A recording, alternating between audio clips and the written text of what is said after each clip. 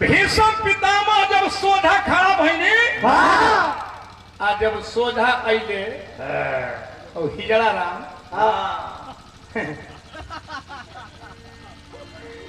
सिरखंडिया जब सोझा खड़ा भइने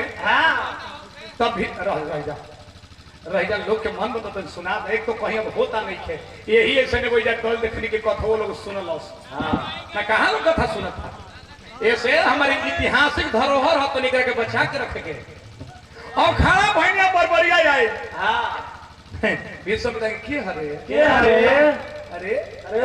तरथ पर सोझा भइले लेके धनुहा बनवा रे आ ऊ मऊगा मरदनवा रे के हरे अच्छा एक नाम हटे सिरखंडी एक गरम बुझाता मंडी ओ ई पंडी वही बुझा लिते दले रही जननवा रे ई मऊगा मर्दनवा रे भीष्म पितामह कतरे पंडी वही अंबिका अंबालिका तीन गो बही रहल सा तो तीनों के अगर बाप के यहाँ से हरण करके हम ले गई रही अंबिका अंबालिका के अपन भाई से शादी करा देनी चित्रांगन विचित्र वीर से कि हमारा से शादी करके कहत हमने तरकल थरिया में हम भोग ना लगाएंगे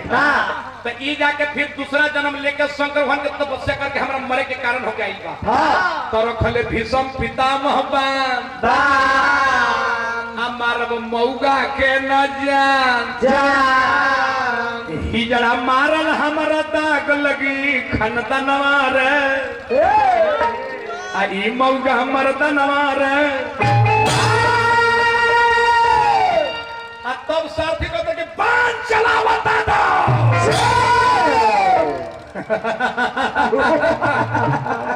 बाल ब्रह्मचारी भीष्म पितामह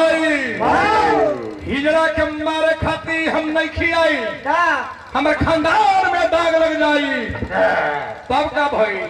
आज जो सही धनुष बाण रखले तो भगवान किससे कहते पारत मारो न मराले बारे तो फिर सिरखंडी क्या यार बढ़ जाए पति वही पर है तो दोसर धामे धरो मेन से